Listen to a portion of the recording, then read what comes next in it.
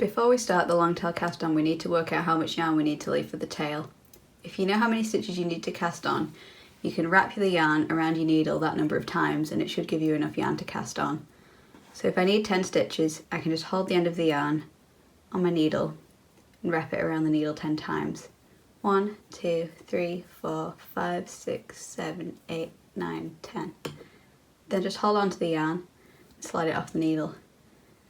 And this should be enough yarn for your cast on. If you don't know how many stitches you need to cast on, I would recommend just casting on 10 or so stitches as a practice. And based on how that looks, you can probably work out how many stitches you're going to need. You can then just unravel the practice and start again. The next step is to make a slip knot. I'm still holding on to the yarn at the point we calculated in the last step, but I now need to hold the yarn either side of this point, with the tail of the end of the yarn being on the left. Take the yarn in your right hand and place it on top of the yarn in your left hand. Then just hold this in one hand. Take your other hand around the back of this loop and go through the loop, and you have your tail of yarn here which you need to grab and pull it back through the loop. And then you have a slip knot. Take your needle and place your loop onto your needle with the tail of yarn being at the front. If you then pull on the tail and tighten it up, we then have our first stitch on our needle. You should now have 2 strands of yarn coming from your needle with the tail being at the front. If the tail's at the back, you can just slide your slip knot off your needle and turn it around.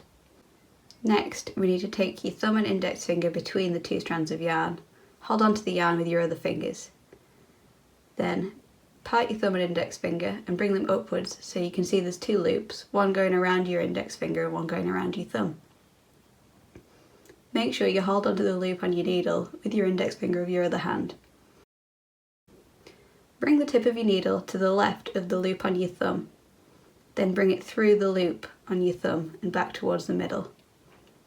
Then take the tip of your needle through the middle of the loop on your index finger, under that strand and back towards the middle.